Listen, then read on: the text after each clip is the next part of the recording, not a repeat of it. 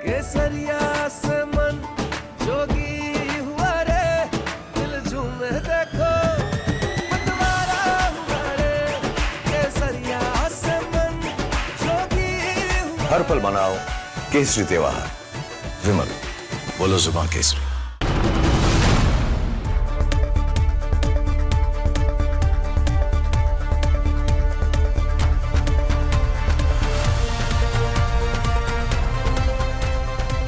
नमस्कार, बहुत स्वागत है आपका। आप देख रहे हैं प्रहार, आपके साथ मैं हूं सलोनी श्रीवास्तव अजमेर। और प्रहार में सबसे पहले बात महाराष्ट्र के पालघर की, जहां खुलेआम पाकिस्तान परस्त सोच के साथ देश की एकता पर हमला करने की कोशिश की गई। यहां एक मंदिर के ठीक सामने माहौल को भड़काने की साजिश रची गई। पालघर के नया गांव इलाके में एक सैलून के अंदर जानबूझकर ऐसा गाना तेज आवाज में बजाया गया जो कश्मीर को भारत से अलग दिखाने की बात करता है। यह हरकत पूरी प्लानिंग के साथ की गई, जगह सोच समझकर चुनी गई, आवाज जानबूझकर बढ़ाई गई और वक्त ऐसा रखा गया कि भीड़ की प्रतिक्रिया मिले, जिससे सड़क से गुजरने वाला हर इंसान उसे सुने, भड़के और टकराव पैदा हो। सवाल उस हिम्मत का है जो भारत की धरती पर रहकर उसकी ही संप्रभुता को चुनौती दे रही है। आखिर पालघर जैसे संवेदनशील जिले में मंदिर के सामने खुलेआम ऐसा संदेश फैलाने की हिम्मत कहां से आई?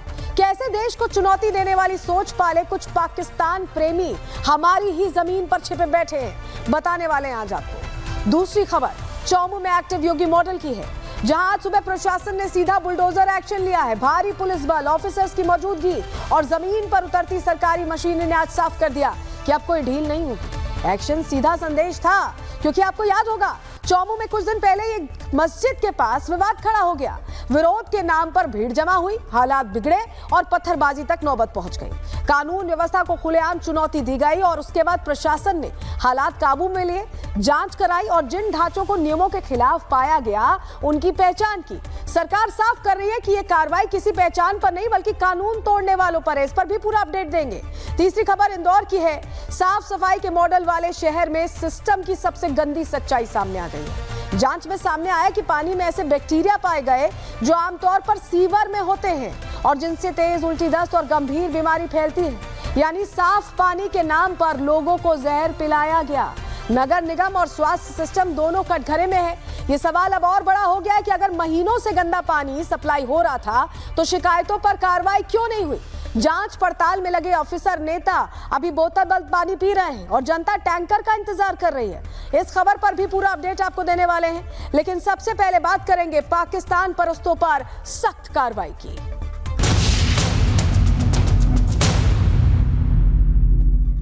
तो चलिए प्रहार की शुरुआत करेंगे और सबसे पहले आपको बताएंगे कि कैसे पाकिस्तान के प्रेम में अब्दुल इतना दीवाना हो गया कि सरेआम पाकिस्तान परस्त गाने चलाने लगा।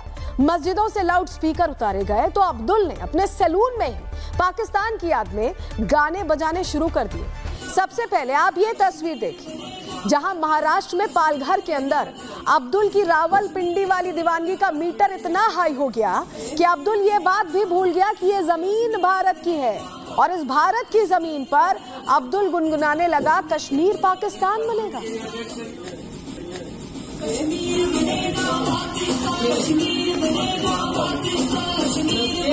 अब्दुल पाकिस्तान की धुन पर नाच ही रहा था कि हिंदू संगठनों के लोगों ने अब्दुल का पाकिस्तानी भूत उतार दिया। अब्दुल की जियादी प्लेलिस्ट सुनने के बाद हिंदू संगठनों ने सैलून के बाद बाहर विरोध प्रदर्शन शुरू किया और अब्दुल के खिलाफ सड़कों पर लोग उतर आए, क्योंकि जिस तरह का गाना बजाया गया है वो भारत की धरती पर संभव नहीं है। तुम लोगों को, तुम लोग पाकिस्तानी हो क्या?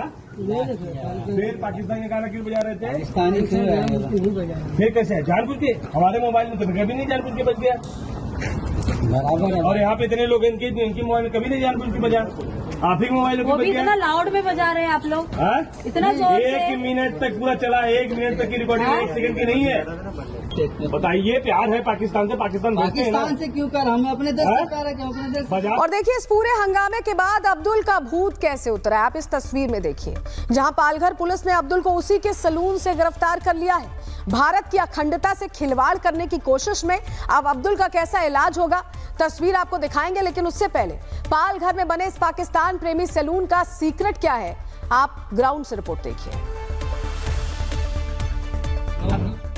कहाँ घर है तुम्हारा?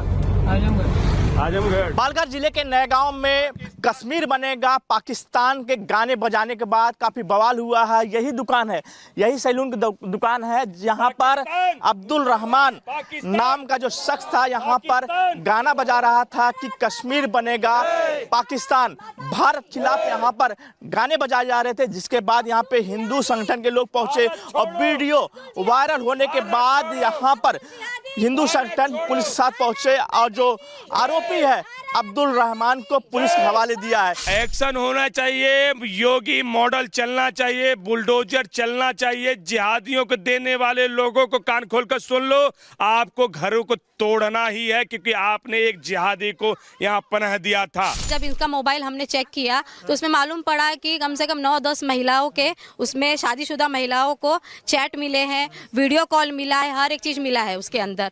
और इसका जो भाई है दूसरा, एक मदरसा चलाता है, एक दूसरा भाई मोबाइल का शॉप है उसका, और मोबाइल का शॉप का नाम है रोहन एंटरप्राइज, मतलब हिंदू का नाम यूज करके ये मोबाइल शॉप चला रहे। और उसी के आड़ में लड़कियों का डाटा निकाला जा रहा है, लड़कियों का, हिंदू लड़कियों का, मतलब जिहाद करने के लिए।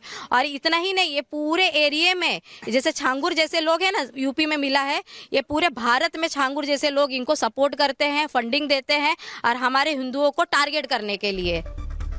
अब्दुल के इस पाकिस्तानी तराने को सुन अब बीजेपी भी गुस्से में है।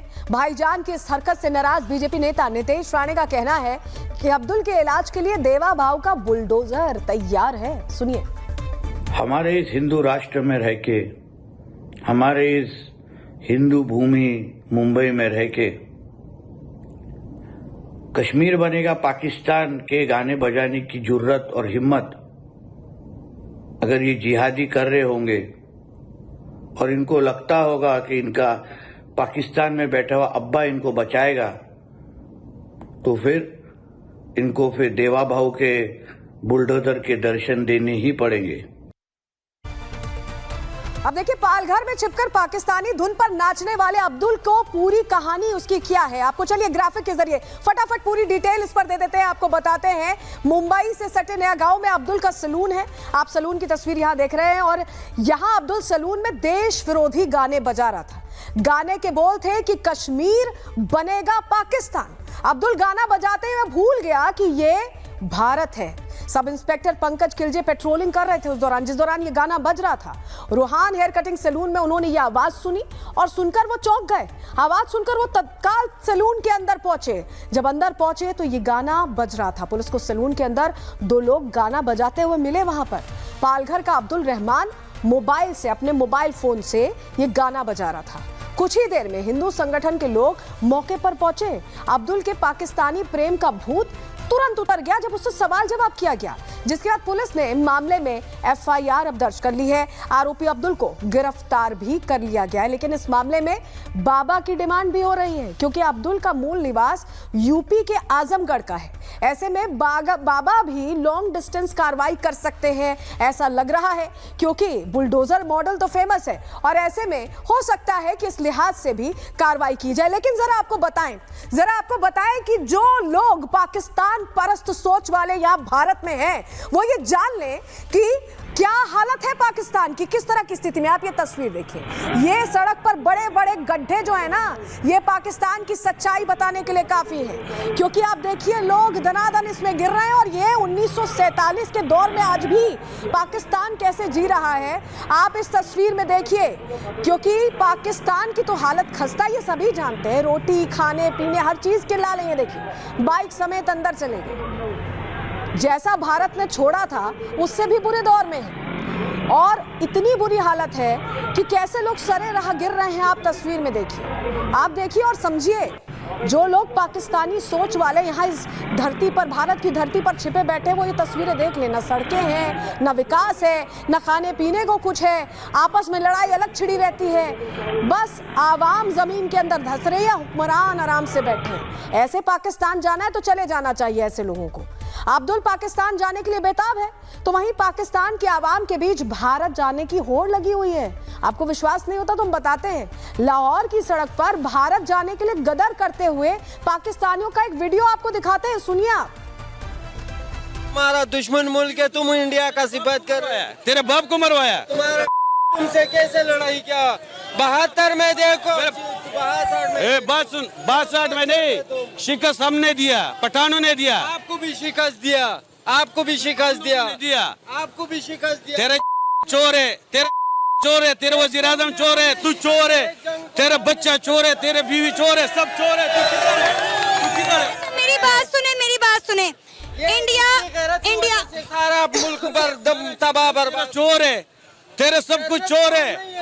कौन कहता है चोर नहीं है? तेरे पाकिस्तान का हालात फिर किस तरह इस तरह हो गया? ये मेरा दादा और बाबा ने आजाद किया, तेरे को पता है पाकिस्तान? तो इंडिया में चले जाओ। इंडिया तो देखा आपने, पाकिस्तानी भारत में शरण लेने को बेकरार हैं, तो वहीं भारत का नमक खाने वाला अब्दुल पाकिस्तानी गाने बजा रहा है। जबकि अमेरिका के न्यूयॉर्क में मेयर बनने के बाद जोहरान ममदानी खुद भारत के पंजाबी गानों पर थिरक भी रहे हैं। आप देखिए।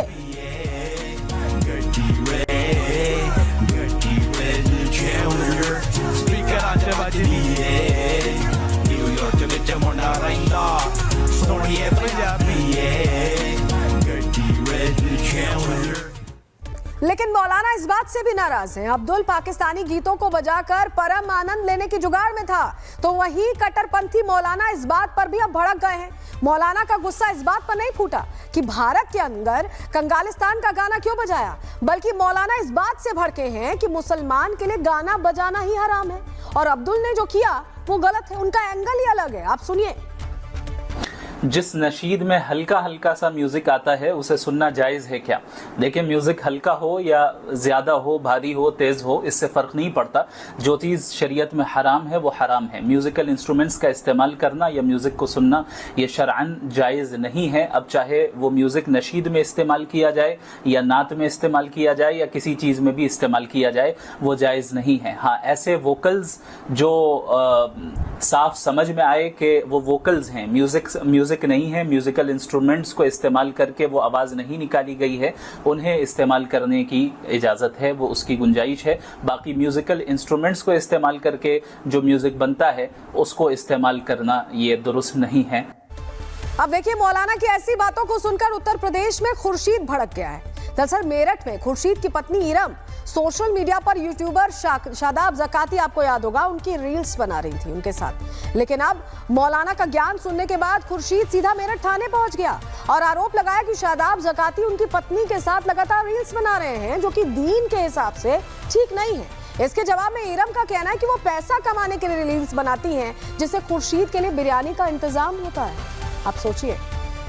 अब देखिए, चाहे खुर्शीद हो, अब्दुल हो या फिर कोई राह चलता मौलाना, इन सबके दिमाग में भरे कट्टरपंथी वायरस का इलाज एक शख्स के पास मौजूद है और ये शख्स कोई और नहीं बल्कि उत्तर प्रदेश के मुख्यमंत्री योगी आदित्यनाथ हैं, जिनका साफ कहना है कि बात विज्ञान की होगी। मुल्ला मौलाना के एजेंडा वाली तकरीरें नहीं चलने दी जाएंगी। आप सुनिए। हम तो परंपरागत मुल्ला और मौलवी बनाने की बजाय हम वैज्ञानिक बनाना चाहते हैं। APJ अब्दुल कलाम बने तो वैज्ञानिक बने। स्कूलों में फ्री एजुकेशन की व्यवस्था की जा रही है, आधुनिकीकरण किया जा रहा है। ये डबल इंजन की सरकार पैसा उपलब्ध करवा रही है, लेकिन कठमुल्लापन की संस्कृति नहीं चलेगी। ये सरकार का पहले दिन का संकल्प है। हम हर बच्चे के साथ वो ईश्वर की सर्वश्रेष्ठ कृति है, कोई भेदभाव नहीं। अब योगी के पास किन किन बीमारियों का इलाज है, ग्राफिक्स के जरिए आपको जल्दी से बता देते हैं, क्योंकि योगी ही कर सकते हैं इन चीजों का इलाज। जिहादी मानसिकता का सबसे बेहतर इलाज कट्टरपंथ उत्तर प्रदेश में चलता नहीं। लव जिहाद को लेकर कार्रवाई उत्तर प्रदेश में होती है। अवैध धर्मांतरण की बात करें, अवैध कब्जे की बात करें, माफिया, दंगाई, इन सब का पुख्ता इलाज होता है। पत्थरबाज, बाबर प्रेमी, इनको भी सही सबक सिखाया जाता है। और आप समझिए, ये जो मॉडल है ना योगी का, ये इतना ज्यादा फेमस हो चुका है कि अलग अलग प्रदेशों में जहां बीजेपी की गवर्नमेंट नहीं भी है, वहां भी ये फॉलो किया जाता है। और अब मांग हो रही है कि इसको वैश्विक स्तर पर लागू कर दिया जाए। योगी आदित्यनाथ के पास कट्टरपंथियों के हर मर्ज की दवा है, लेकिन आज योगी आदित्यनाथ हिसाब किताब में बिजी थे। ये जो तस्वीर हम आपको दिखा रहे हैं, देखिए, जहां योगी आदित्यनाथ ने आज वित्त विभाग की समीक्षा की है और सभी विभागों को बजट खर्च में तेजी लाने का आदेश दे दिया है। यानी ध्यान हर तरफ है कानून व्यवस्था पर, और इसके अलावा किस तरह से प्रदेश को आगे ले जाना है इस पर भी। लेकिन बाबा बिजी हैं, इसका ये मतलब नहीं है कि कानून व्यवस्था से कोई खिलवाड़ करेगा।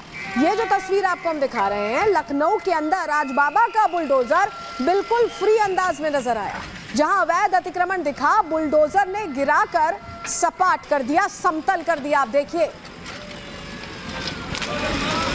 गलतफहमी कोई ना पाले कि अगर हिसाब किताब देख रहे हैं तो कानून व्यवस्था पर, घुसपैठियों पर एक्शन नहीं होगा, अवैध जगहों पर एक्शन नहीं होगा। एक्शन होगा, भरपूर होगा।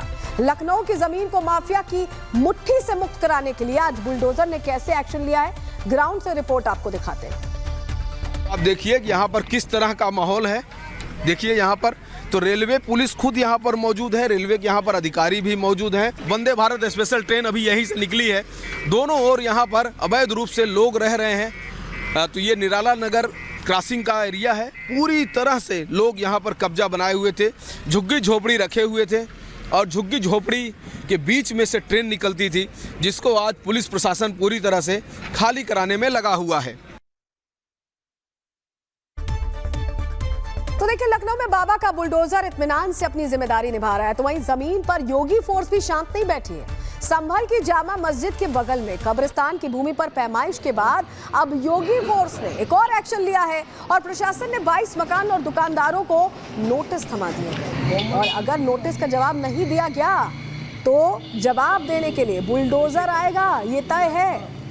ये तस्वीर देखिए, नोटिस थमा दिए गए हैं। संभल में नोटिस पकड़ाने के बाद योगी फोर्स ने देवरिया में सरकारी बंजर जमीन पर बनी मजार पर उर्स के आयोजन पर भी रोक लगा दी है और इसको लेकर बाकायदा नोटिस भी चिपका दिया गया। मतलब लॉ एंड ऑर्डर पूरी तरह से टाइट है। कहीं किसी गलती की गुंजाइश उत्तर प्रदेश में तो नहीं दिखती। लॉ एंड ऑर्डर में बिना कोई ढील देते हुए योगी फोर्स एक्शन में है, तो वहीं योगी के विधायक भी अवैध मजार पर नजर बनाए हुए हैं। मजार पर होने वाले कार्यक्रम पर रोक लगी तो मजार के जो खजांची हैं, उन्होंने चुपचाप इस बात की जानकारी लोगों तक पहुंचाई। उर्से मुक़द्दस का आयोजन दिनांक 3 जनवरी 4 जनवरी को होना था, जिसको सरकार के तरफ से परमिशन न मिलने के नाते कार्यक्रम को स्थगित किया गया है। देखिए, मुझे ये पता चला कि 3 और 4 जनवरी को जो अपना ओवरब्रिज है, जहाँ पर एक अवैध मज़ार खड़ी है, वहाँ पर एक बड़ा इस्लामिक आयोजन करने की तैयारी चल रही है। मुझे ये भी पता चला कि खूब इसका प्रचार प्रसार किया जा रहा है, खूब इसको लेकर लोगों को जुटाया जा रहा है। उसके पीछे मंशा ये भी है कि जो मज़ार अवैध घोषित हो चुकी है, जो ये पता चल चुका है कि सरकारी बंजर भूमि पर बनी है, इस पूरी इस्लामिक जुटान के बहाने एक दबाव बनाया जा सके ताकि वो मज़ार टूटे मत। मुझे जैसे ही जानकारी मिली, मैंने प्रमुख सचिव गृह को सूचना दी, मौखिक तौर पर भी सूचना दी और लिखित में भी सूचना दी। फिर मुझे बाद में बताया गया कि जो मैंने प्रार्थना पत्र दिया, जो मैंने शिकायत की है, जो मैंने जिस बात को लेकर कहा है, जो लिखित में एप्लीकेशन दिया, लिखित में चिट्ठी भेजी, उस पर यह बताया गया मुझे कि अनुमति नहीं दी गई, अनुमति रद्द कर दी गई है। तो अवैध बाजार पर कार्यक्रम को लेकर योगी फोर्स सख्त है, तो वहीं अपराधियों की चाल बदलने का कार्यक्रम बदस्तूर जारी है। तस्वीर बरेली की है, जहां पुलिस एनकाउंटर में शातिर बदमाश फैजान के पैर में गोली लगी है। बदमाश फैजान पर गौहत्या, आर्म्स एक्ट, एनडीपीएस समेत कई गंभीर मुकदमे दर्ज हैं और इसी वजह से आज फैजान ऑपरेशन लंगड़ा की जद में आ गया है। देखिए, ये हश्र होता है अपराधियों का और यही वजह है कि अपराधी अब उत्तर प्रदेश में समझ चुके हैं कि अगर अपराध किया तो हिसाब ऐसा होगा। उत्तर प्रदेश में अपराधी, जिहादी, कट्टरपंथियों का योगी आदित्यनाथ शर्तिया इलाज कर रहे हैं, तो वहीं बांग्लादेश में हिंदुओं पर होने वाले जुल्म को लेकर बीजेपी नेता संगीत सोम भड़क गए हैं। उनका कहना है कि वहां हमारे हिंदू मारे जा रहे हैं और इधर शाहरुख खान बांग्लादेशी खिलाड़ियों को ग्रैंड वेलकम दे रहे हैं। उन्हें सुनिए। जिस तरीके से पाकिस्तान में स्थिति हुई, आज उसी तरीके से बांग्लादेश में की जा रही है। तो क्यों नहीं शाहरुख खान जैसे लोग, ये जितने लोग हैं, क्यों नहीं वहाँ हिंदुओं के फेवर में कोई बयान देते, क्यों नहीं ये बोलते, क्यों नहीं वहाँ बात करते? उल्टा ये वहाँ के लोगों को प्रमोट करने का काम कर रहे हैं। वो लोग हमारी बहन बेटियों के साथ बलात्कार कर रहे हैं, वो बहन बेटियों के साथ अत्याचार कर रहे हैं, वो हिंदुओं का घर जला रहे हैं और ये लोग उन्हें प्रमोट कर रहे हैं। आप निश्चित समझ लीजिए कि भारत की जनता इस टाइम इतनी उग्र है कि किसी भी कीमत पर बांग्लादेश के खिलाड़ी को यहाँ खेलने नहीं देगी। पाकिस्तान के खिलाड़ियों पर बैन लगा हुआ है और बांग्लादेश के खिलाड़ियों को भी यहाँ नहीं खेलने देगी जब तक वहां का हिंदू सुरक्षित नहीं होगा और वे लोग वहां की आवाज नहीं उठाएंगे। वो आवाज उठाए ना, वहां अपने देश में रह के क्यों नहीं अल्पसंख्यक के लिए आवाज उठा रहे हैं? अगर वो इस तरीके का काम नहीं करेंगे तो भारत की जमीन पर वो नहीं आ सकते।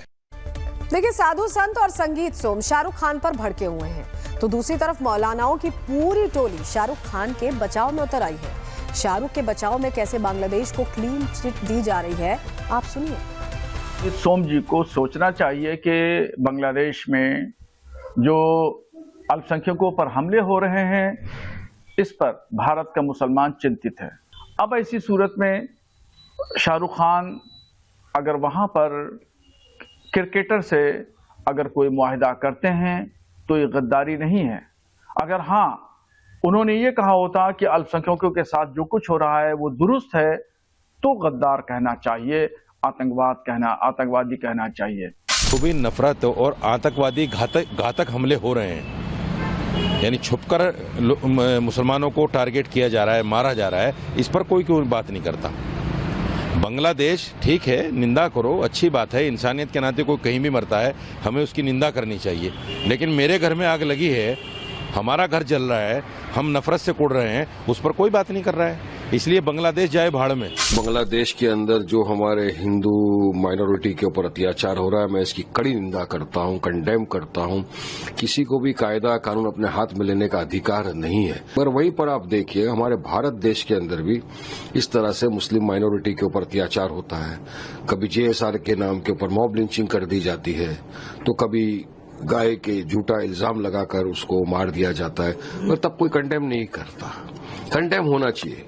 और रहा सवाल ये क्रिकेट विकेट का, तो उसमें तो देखिए मैं किसी का ना समर्थन में ना अगेंस्ट में, मगर भारत सरकार ने थोड़े ही वक्त पहले इंडिया पाकिस्तान की मैच करा दी। देख रहे हैं आप कितनी दिक्कत हो रही है, कितनी मिर्ची लग रही है सिर्फ इस बात पर कि कहा जा रहा है कि बांग्लादेशी क्रिकेटर ना है। और क्यों ना कहा जाए, इतने हिंदुओं की मौत हो चुकी है। खाली दिसंबर में 12 हिंदू अब तक मारे जा चुके हैं, लेकिन ये लड़ाई छिड़ी क्यों है? चलिए ग्राफिक्स के जरिए पूरी डिटेल आपको दे देते हैं। शाहरुख के खिलाफ धर्म गुरुओं ने अब मोर्चा संभाल लिया। 2 धड़े आपको यहां दिख रहे हैं, 2 धड़े ऐसे बढ़ गए हैं। शाहरुख को देशद्रोही और गद्दार बता रहे हैं संत समाज के लोग। उनका सीधा कहना है कि ये फैसला सही नहीं है जो बांग्लादेशी खिलाड़ी खरीदा है शाहरुख ने, ये फैसला सही नहीं है IPL के लिए। KKR टीम में बांग्लादेशी खिलाड़ी को शामिल किया गया है जिस वक्त हिंसा की खबरें आ रही हैं, हिंदुओं की हत्याएं हो रही हैं। मैं आपको बता रही हूं दिसंबर में 12 हत्याएं हो चुकी हैं। और इसी बात से साधु संत नाराज हैं, खफा हैं। जगत गुरु ने भी शाहरुख को गद्दार बताया है, उनको यह फैसला वापस लेने के लिए सब कह रहे हैं। दूसरी तरफ आप देखिए, दूसरी तरफ मौलाना शाहरुख के साथ खड़े हो गए और सीधे सीधे कह रहे हैं उनकी तरफ से मोर्चा संभालते हुए कि ऐसा कुछ गलत नहीं हुआ है। मौलानाओं ने शाहरुख के लिए मोर्चा संभाला है। शाहरुख खान को लेकर अब संत वर्सेस मौलाना की स्थिति आ गई है। हिंदुओं की हत्या पर मौलाना एक शब्द नहीं बोलते, शाहरुख के लेकिन साथ खड़े दिखाई देते हैं। और यही फर्क बांटता है और इस बांटने वाले फर्क को खत्म करना चाहिए। लेकिन मौलाना एक तरफ जहां इस तरह से विरोध कर रहे हैं, शाहरुख का समर्थन कर रहे हैं, वहीं हुमायूं कबीर ओवर कॉन्फिडेंट हो गए हैं, क्योंकि शुक्रवार की जो तस्वीरें आई हैं उसको देखकर हुमायूं कबीर को ऐसा लग रहा है कि कोई उन्हें रोक नहीं सकता बाबरी बनाने से, कोई उन्हें नमाज पढ़ने से नहीं रोक सकता। सुनिए जरा उन्हें भी। जितना दिन है मस्जिद कंप्लीट नहीं होगी, हर जुम्मा में यह नमाज चलेगी, हर जुम्मा में 5 वक्त नमाज भी चलेगी, हर जुम्मा भी नमाज यहाँ अदाई करेंगे, मुसलमान लोगों को इबादत करेंगे। किसी के कोई हिम्मत नहीं है यहाँ नमाज पढ़ने के लिए रुके, किसी को हिम्मत नहीं है, किसी को हिम्मत नहीं है। मेरा चैलेंज लेके बोल रहा हूँ। तो भीड़ देखकर बाबरी वाली धमकी पर उतरे हुमायूं कबीर की बातें एक हद तक सही भी हैं, क्योंकि रिसर्च की एक रिपोर्ट में, प्यू रिसर्च की एक रिपोर्ट ये बताती है कि साल 2050 तक भाईजानों की संख्या भारत में सबसे ज्यादा होगी। पूरी खबर ग्राफिक्स के जरिए आपको डिटेल में बताते हैं जरा। दुनिया में मुसलमानों की आबादी तेजी से बढ़ रही है। इस्लाम वर्तमान में सबसे तेजी से बढ़ने वाला धर्म है। फिलहाल दुनिया में सबसे ज्यादा ईसाई हैं, इसके बाद मुसलमान दूसरे नंबर पर हैं। दुनिया की आबादी में मुसलमानों का हिस्सा करीब 25% है। वर्तमान में दुनिया भर में करीब 190 करोड़ मुसलमान हैं। सबसे ज्यादा मुसलमान एशिया प्रशांत क्षेत्र में रहते हैं। अभी सबसे ज्यादा मुसलमानों वाला देश इंडोनेशिया है, उसके बाद पाकिस्तान और फिर भारत आता है। 2050 तक मुसलमानों की आबादी 31 करोड़ पार करेगी और 2050 तक आबादी में मुसलमानों का हिस्सा बढ़कर 18.4% होगा। अभी भारत में मुसलमानों का हिस्सा लगभग 14.2% है और 2050 तक भारत सबसे ज्यादा मुसलमानों वाला देश बन जाएगा। साल 2070 के आसपास मुसलमान ईसाइयों को पीछे छोड़ देंगे, ऐसा भी रिपोर्ट में कहा जा रहा है। मतलब भाईजानों की संख्या भारत के अंदर सबसे ज्यादा होगी और यह होगी साल 2050 तक। लेकिन साल 2026 की शुरुआत में बरेली के अंदर बड़ी घटना हुई है, जहां न्यू ईयर के मौके पर हिंदू छात्राओं से लव जिहाद और धर्मांतरण करने वालों पर अलग अलग थानों में एफआईआर दर्ज की गई है, जो एफआईआर कॉपी हम यहां आपको दिखा रहे हैं। बरेली में लव जिहाद को लेकर एफआईआर दर्ज हो रही है, तो वहीं ऐसे लोगों की एक टोली ऑनलाइन भी मौजूद है। लेकिन एक हिंदू लड़की ने इस लव जिहादी को कैसे सबक सिखाया है, वीडियो आपको दिखा रहे हैं। पर आप कहाँ से हो आप लोग यार? हाँ, ऊपर वाले की बनाई हुई हर एक चीज खूबसूरत, दोनों ही खूबसूरत हैं। आप भी दोनों की। पर आप कौन से समाज के? आप कौन से समाज के? जी कौन से समाज के? क्या समाज? हम तो इंसानियत के समाज। रिलीजियन? रिलीजियन नहीं हो, मुस्लिम बताएंगे तो कास्टलियन है क्या? जी मुस्लिम है। तो पाकिस्तान में क्यों नहीं जा रहे हो? हमारे इंडिया को क्यों खड़े करेंगे? इन लव जिहादियों के खिलाफ हिंदू बेटियों ने कैसे मोर्चा खोल दिया, आपको तस्वीर दिखाते हैं, जहां कहा जा रहा है कि अब काली शक्ति बनकर इन जिहादियों का इलाज करना होगा। आप देखिए तस्वीर। दुर्गा बंतु काली बन, धर्म की रक्षा कौन करेगा? धर्म की रक्षा कौन करेगा? देश की रक्षा कौन करेगा? और चलिए अब बात करेंगे इंदौर में दूषित पानी की वजह से बढ़ते जा रहे मौतों के आंकड़े की। रिपब्लिक भारत की मुहिम के बाद इंदौर में पानी की पाइपलाइन की मरम्मत का काम तेज कर दिया गया। क्या कुछ एक्शन हुआ है बताएंगे आपको। सवाल ये भी खड़े हो रहे हैं कि आखिर मौतों के आंकड़े अलग अलग क्यों हैं, इस पर भी आपको पूरी रिपोर्ट दिखाएंगे।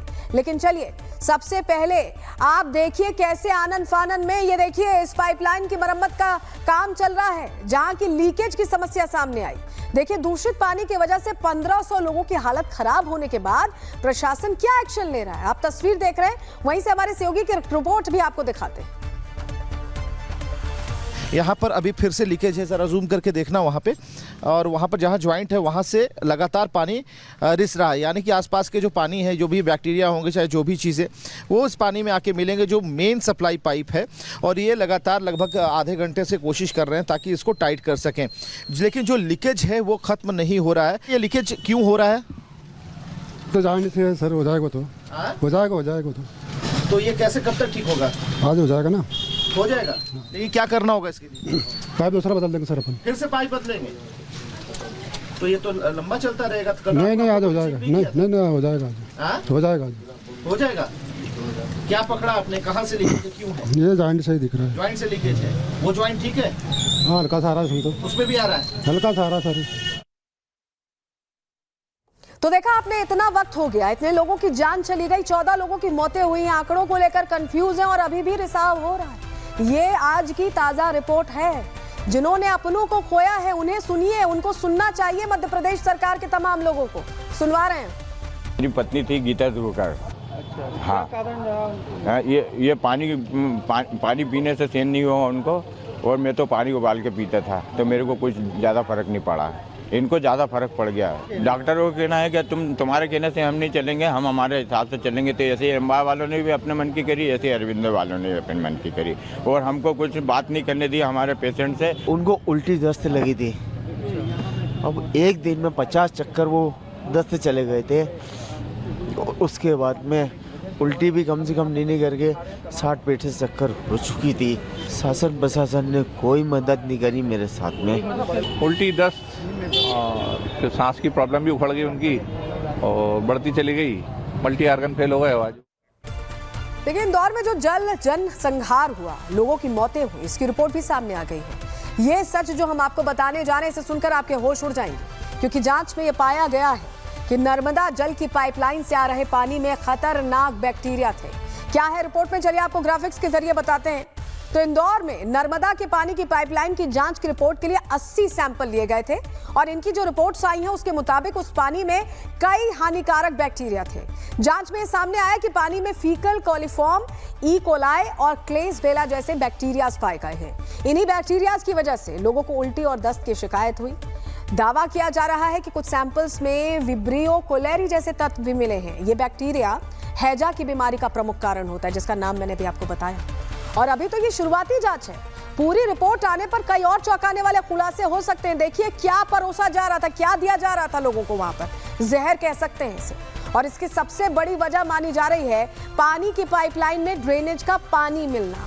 इंदौर के कई इलाकों में लोगों की शिकायत है कि उनके घरों के आसपास नालियों का गंदा पानी जमा रहता है। यानी इंदौर में एक जगह नहीं, कई जगहों पर इसी तरह के हालात हैं। ड्रेनेज की इतनी प्रॉब्लम है कि आप पूछो मत। ये चौक होता है तो पूरे हमारे घरों तक गंदगी भर आती है। पीछे आप देखो पूरा गटर लाइन भेरी, पीछे इतनी स्मेल आती कि बच्चे बीमार हो गए मेरे उल्टी से। पानी का, पीने के पानी में इतना गटर का, कहीं काय का पानी और 10 दिन पहले इतना कड़वा पानी आया जैसे उसमें दवा की मात्रा ज्यादा डल गई हो। पूरे मोहल्ले में ड्रेनेज से सबसे ज्यादा हम तो दुखी है। ये चौक होता है तो यहाँ तक भर जाता है कि हमारे बच्चे हम, और ये चौक होता है वहाँ से पूरी गंदगी भेज के हमारे घरों तक जाती है। आप देखो वो मंदिर तक गंदगी हो रही है। और चलिए अब आपको दिखाते हैं कि इन शिकायतों के बाद कैसे धड़ल्ले से पाइपें बदली जा रही हैं। भागीरथपुरा में नाली की सफाई का काम तेज कर दिया गया है। नालों का पानी निकाला जा रहा है। पानी की पाइपलाइन सफाई और मरम्मत तेज कर दी गई है। अब ये किया जा रहा है जब इतने लोगों की मौत हुई। ये पाइपलाइन थी जहां वॉशर लगा हुआ था, ये पाइपलाइन को हटाया गया, यानी इतने बड़े टुकड़े को हटाया गया। लेकिन नया क्या जोड़ा गया उस तरफ हम आपको लेके चलते हैं। नया ये ब्लैक वाली जो पाइप है, काले रंग की पाइप, इसे जोड़ा गया। लेकिन अब जब वाटर सप्लाई की गई, वो फुटेज आप दिखा सकती हैं दर्शकों को कि अभी भी लीकेज मिला। अंदर जो टेक्नीशियन थे वो अंदर गए हुए थे। अगर आप ध्यान से देखें यहाँ पर इस ज्वाइंट के पास, तो पानी में हल्का आपको कंपन नजर आएगा, यानी कि ये ज्वाइंट पूरी तरीके से फेल है। हमने पूछा कि जब दोनों ही जोड़ पर अभी भी फेलुअर है, आप इसे कब ठीक करेंगे? तो हमें समय दिया गया कि 11 से 12 बजे का वक्त लगेगा। और जब आम लोगों से हमने जानने की कोशिश की तो उन्होंने बताया कि भैया अभी तक तो 6 बार ये टूट चुका है और कब तक फुल फाइनल बनेगा हम कह नहीं सकते। लेकिन इस बीच एक चौंकाने वाली खबर सामने आई है। हम आपको नगर निगम की ऐसी लापरवाही अब दिखाने जा रहे हैं जिस पर अगर समय रहते ध्यान नहीं दिया होता तो इंदौर को आज ये दिन ना देखना पड़ता। खबर मिली है कि नर्मदा जल की जिस पाइपलाइन में ड्रेनेज का पानी मिल रहा था उसे तो महीनों पहले ही बदला जाना था। क्या है पूरा मामला, ग्राफिक्स के जरिए आपको बताते हैं। रिपब्लिक मीडिया का एक्सक्लूसिव इनपुट है जो हम आपको बता रहे हैं, एक्सक्लूसिव जानकारी है। आपको बताएं इस मामले में नगर निगम ने बहुत बड़ी लापरवाही बरती है। जिस पाइपलाइन में लीकेज की शिकायत सामने आई उसे महीनों पहले बदला जाना था। जानकारी के मुताबिक इसके लिए 8 अगस्त 2024 को ही पाइपलाइन बदलने का टेंडर जारी कर दिया गया था। नियमों के मुताबिक टेंडर का ऐलान 17 सितंबर को हो जाना चाहिए था, मतलब उसके बाद काम शुरू हो जाता। लेकिन ये टेंडर कब खुला? 29 दिसंबर को, यानी करीब 100 दिन बाद। जानकारी के मुताबिक टेंडर की कीमत 2 करोड़ 40 लाख थी और इसके लिए 7 कंपनीज ने आवेदन दिया था। यानी टेंडर था, कंपनियां थीं, लेकिन नगर निगम के अधिकारी इसे टालते गए और तब तक नर्मदा पानी, जो नर्मदा नदी के पानी वाली उस पाइपलाइन में जहर घुलता चला गया, लोगों की जान चली गई। और अब जब मौतों का आंकड़ा बढ़ता जा रहा है तो प्रशासन हरकत में आया है। इंदौर नगर निगम के एडिशनल कमिश्नर ने लोगों को यह अपील की है कि जब तक जांच पूरी नहीं हो जाती वो नर्मदा पाइपलाइन के पानी का इस्तेमाल ही ना करें। हमारी मेन प्रायोरिटी थी कि हम क्या फॉल्ट है, क्या लीकेजेस हैं, उनको ढूंढ लें और लगातार पानी टेस्ट करके सैंपलिंग भी की जा रही है। आज भी हम लोगों ने 50 सैंपल और इकट्ठे किए हैं। हमारा मेन उद्देश्य यह है कि हम लाइनों को जल्दी से चालू करके पानी सप्लाई करना चालू कर सकें और लोगों के मन में संतुष्टि रह सके कि पानी सेफ है पीने के लिए। हालांकि अब इस मुद्दे पर इंदौर नगर निगम घिरता जा रहा है। इलाके के बीजेपी पार्षद कमल वाघेला ने भी दावा किया है कि नगर निगम को इस मामले की शिकायत काफी पहले की जा चुकी थी, लेकिन कोई एक्शन नहीं लिया गया। उन्होंने मुख्यमंत्री मोहन यादव को चिट्ठी लिखकर क्या आरोप लगाए हैं, चलिए ग्राफिक्स के जरिए आपको बताते हैं। तो कमल वाघेला जो पार्षद हैं, उनका दावा है कि नर्मदा पाइपलाइन की फाइल 12 नवंबर को ही तैयार हो गई थी, यानी हादसे वाले दिन से काफी पहले। उन्होंने ये भी दावा किया कि 30 जुलाई को पाइपलाइन बदलने का टेंडर जारी हो चुका था, लेकिन नगर निगम के अधिकारी 7 महीने तक फाइल को दबाकर बैठे रहे, कोई एक्शन नहीं लिया गया। वाघेला के मुताबिक इलाके के लोगों ने कई समय बाद मेयर, विधायक और यहां तक कि सीएम हेल्पलाइन में भी इसकी शिकायत की थी, लेकिन कोई सुनवाई नहीं हुई। उनका दावा है कि महापौर ने ये निर्देश भी दिए थे कि अमृत योजना के फंड का इंतजार ना किया जाए और पहले पाइपलाइन की मरम्मत कराई जाए। लेकिन आरोप है कि नगर निगम के अधिकारियों ने महापौर के निर्देश के बावजूद काम अटकाए रखा और उसी का नतीजा ये रहा कि इंदौर के भागीरथपुरा में पीने का पानी कई लोगों के लिए जानलेवा बन गया। यानी कमल वाघेला जो पार्षद हैं, उन्होंने पूरी कहानी अधिकारियों के आसपास मोड़ दी है और उनका कहना है कि भाई पार्षद हो, महापौर हो, सबको ही लगा हुआ था, काम नहीं किया किसने? अधिकारियों ने। सुन लीजिए। कोई केमिकल मिला है, जब पब्लिक फीडबैक है कि इसमें कोई केमिकल उस दिन मिल गया है और उसके कारण से हुआ। उस दिन 6 दिन से ही हमने कमिश्नर को जानकारी में दे दिया, वो भी ढूंढ रहे हैं, पूरे लगातार लगी हुई टीम। नाले का पानी, कोई केमिकल मिला है, उसके कारण से इतनी बड़ी घटना दुर्घटना हुई और उसमें लगातार लगे हुए लोग। और देखिए, अब इस मुद्दे पर बीजेपी के नेता इस सरकार पर सवाल खड़े कर रहे हैं। मध्य प्रदेश की पूर्व मुख्यमंत्री उमा भारती ने सीएम मोहन यादव से सवाल पूछे हैं। उन्होंने सरकार की तरफ से दिए गए 2 लाख के मुआवजे पर भी तंज कसा और कहा कि किसी की जान की कीमत 2 लाख रुपए नहीं हो सकती। आप देखिए उनका ट्वीट हम आपको दिखा रहे हैं। उमा भारती ने मुख्यमंत्री से अपील की है कि वो इस मामले की अच्छी तरह से जांच कराएं और अगर नगर निगम के अधिकारी इसमें दोषी पाए जाएं तो उनके खिलाफ सख्त एक्शन हो। ये आप उनका पूरा ट्वीट दिख रहे हैं, जहां पर उन्होंने 3 पॉइंट्स में परेशानियों को हाईलाइट किया है। तो ये तो बात हुई एक्शन की, लेकिन एक्शन तो तब होगा ना जब पता चल सके कि आखिर कितनी मौतें हुई हैं। मध्य प्रदेश के नेता अलग अलग आंकड़े दे रहे हैं, मुख्यमंत्री अलग, अस्पताल का डेटा और उनके डेटा मेल ही नहीं खा रहा। ग्राफिक्स के जरिए आपको बताते हैं किस तरह के आंकड़े अब तक दिए जा रहे हैं और कोई नहीं जानता, ऐसा लग रहा है कि कितनी मौतें हुई हैं। देखिए, इंदौर के जो कलेक्टर हैं, उनका कहना है कि दूषित पानी पीने से 4 लोगों की मौत हुई है। मुख्यमंत्री भी यही कह रहे हैं कि 4 लोगों की जान इस घटना में चली गई। उन्होंने दुख भी जताया इस पर। लेकिन इंदौर के जो महापौर हैं पुष्पमित्र भार्गव, वो कह रहे हैं 4 नहीं 7 लोगों की जान गई है। इसके बाद बात करें कैलाश विजयवर्गीय की, उनका कहना है कि 9 लोगों की मौत हुई है। जबकि इंदौर के भागीरथपुरा इलाके के लोग जो इस परेशानी से 2-4 हुए हैं, जिन्होंने अपनों को खोया है, उनका दावा है कि ये सारे आंकड़े ही झूठे हैं। असल में सरकार और निगम की लापरवाही ने वहां के 14 लोगों को जिसमें बच्चा भी शामिल है, उसे मौत की नींद सुला दिया है। तो देखिए, सरकार को इतना कंफ्यूजन। हैरानी की बात है, घटना होने के बाद अभी भी कंफ्यूजन ही है। खैर, 4 लोगों की जान हो या 14 की, जान तो जान है और साफ दिख रहा है कि ये लापरवाही का नतीजा है। लेकिन हद तो ये है कि कैलाश विजयवर्गीय का दुख इस पर नजर ही नहीं आ रहा। वो पत्रकारों का सवाल का जवाब देते हुए मुस्कुराते ही रहते हैं, जैसे लगता है पता नहीं किस बात पे खुश है। इतनी बड़ी घटना हो गई, उन्हें जरा भी चिंता नहीं। कम से कम उनके चेहरे की भाव भंगिमा तो यही कहती है। आप देखिए जरा। आज नहीं पहुंचा हूँ, कल से यहीं परसों रात से मैं यहीं पर हूँ। देखिए, घटना तो बहुत शर्मनाक हुई है और बहुत गंभीर है और इसलिए हम हर बिंदु पर उसकी जांच भी कर रहे हैं और हमारी नज़र भी है। इसके बाद तो विजयवर्गीय कांग्रेस के निशाने पर आ ही गए हैं। मध्य प्रदेश में कांग्रेस अध्यक्ष जीतू पटवारी ने सरकार से मांग की है कि कैलाश विजयवर्गीय और महापौर पुष्पमित्र भार्गव दोनों का ही इस्तीफा लिया जाए। कैलाश विजयवर्गीय का इस्तीफा होना चाहिए। ये महापौर पर एफआईआर होना चाहिए। इसकी ये अपने पाप को छुपा नहीं सकते हैं। जो अधिकारी इसमें सम्मिलित है उन पर एफआईआर होनी चाहिए। गैर इरादतन हत्या का केस दर्ज होना चाहिए। मैं फिर से इंदौर वासियों से आग्रह करता हूं कि इस लड़ाई को पार्टी का पुट न देते हुए इंदौर की मर्यादा, सभ्यता, इसका इंदौर का न्याय का ध्यान रखते हुए हम सबको एकजुटता से दोषी लोगों को पनिशमेंट दिलवाना चाहिए। और इस बीच भोपाल में यूथ कांग्रेस ने कैलाश विजयवर्गीय के खिलाफ मोर्चा खोला है। तस्वीर आपको दिखाते हैं। यूथ कांग्रेस ने इंदौर में बड़ा प्रदर्शन किया है। इस तस्वीर में देखिए, कैलाश विजयवर्गीय और इंदौर के महापौर के इस्तीफे की वो मांग पर अड़े हुए हैं। यूथ कांग्रेस ने ऐलान किया है कि वो प्रदेश भर में इंदौर मामले की जांच और एक्शन के लिए प्रदर्शन करेंगे। ये देखिए तस्वीरें आप देखिए, और जिस तरह की बयानबाजी आई थी कैलाश विजयवर्गीय की, उसी का पोस्टर लेकर निकले हुए हैं यहाँ युवा। और ये सब कहाँ हो रहा है आपको पता है? इंदौर में। आप ही जानते हैं कि इंदौर देश का सबसे साफ सुथरा शहर है। कोई हवाई दावा नहीं है, ये हकीकत है। ग्राफिक्स के जरिए आपको समझाते हैं पूरी बात। इंदौर को 2025 में भी, लगातार कई सालों से ऐसा रहा है कि 2025 में भी उसे देश के सबसे स्वच्छ शहर का खिताब मिला है। लगातार मिलता रहता है। इंदौर ने यह लगातार तमगा 8वीं बार जीता है। मतलब पिछले 7 साल से इंदौर देश का सबसे साफ सुथरा शहर बनता आ रहा है। 2025 में राष्ट्रपति के हाथों ये पुरस्कार लेने के लिए कैलाश विजयवर्गीय और महापौर पुष्पमित्र भार्गव ही पहुंचे थे। इंदौर में साफ सफाई के लिए क्रेज ऐसा है कि पानी सुपारी की दुकान वाले भी आपको रास्ते में कचरा फेंकने से टोक देते हैं। लेकिन उसी इंदौर में दूषित पानी के मामले में इतनी बड़ी लापरवाही सामने आई है। और मध्य प्रदेश सरकार में मंत्री और इंदौर के बड़े नेताओं में शुमार कैलाश विजयवर्गीय इसे दुर्भाग्यपूर्ण बता रहे हैं। सोचिए, इतनी बड़ी घटना हो गई, दुर्भाग्यपूर्ण बताकर उन्होंने पल्ला झाड़ लिया।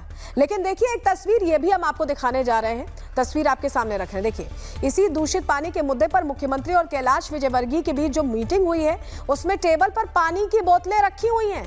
पैक्ड ड्रिंकिंग वाटर, साफ सुथरा पानी, एकदम नीट एंड क्लीन। ये तस्वीर भी सोशल मीडिया पर बड़ी वायरल है। मतलब मध्य प्रदेश में जनता दूषित पानी पिए और ये बोतल वाला शुद्ध पानी पिएंगे। ये सब देखने के बाद लोगों को अपनी सुरक्षा का जिम्मा खुद उठाना पड़ रहा है। इंदौर में चाय बनाने वाले मिनरल वाटर का इस्तेमाल कर रहे हैं। आप देखिए, जनता ने ठान लिया है कि अपनी सेहत का ख्याल खुद ही रखना पड़ेगा। इंदौर के दोषियों को इलाज की जरूरत है, क्योंकि इलाज भविष्य में बीमारी को दोबारा पनपने से रोक सकता है। और ऐसा एक इलाज आज जयपुर के चौमू में भी किया गया है, जहां योगी बाबा के स्टाइल में पत्थरबाजों की डेंटिंग पेंटिंग की गई है। तस्वीर आपको दिखाते हैं किस तरह चौमू के पत्थरबाजों पर एक्शन लिया गया। आप यहां पर देख रहे हैं, पत्थरबाजों के अवैध निर्माण पर बुलडोजर गरज रहा है। बुलडोजर कार्रवाई हुई है।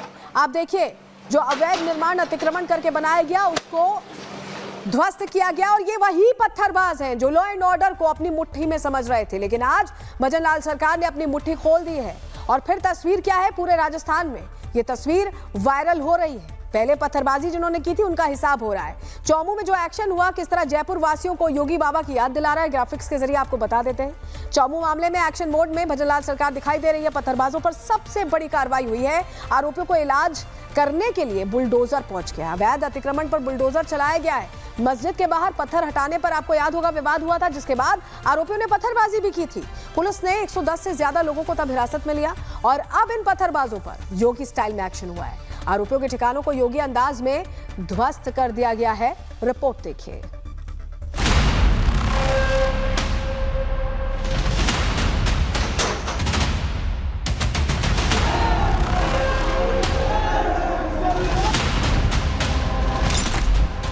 ये चौमू के वो पत्थरबाज है जिनका इलाज बाबा के अंदाज में किया जा रहा है। ये डेंटिंग पेंटिंग वाला इलाज है। इस इलाज का सक्सेस रेट 100% रहा है।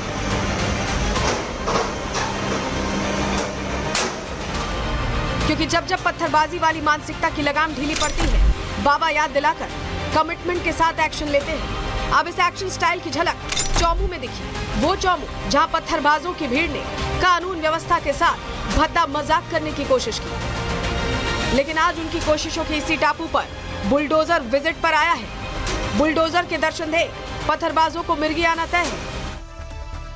तो पुख्ता इलाज यहाँ अब राजस्थान में भी किया जा रहा है। रुक रहे एक प्रहार में छोटे से ब्रेक ले, जल्द लौट रहे कुछ और खबरों के साथ।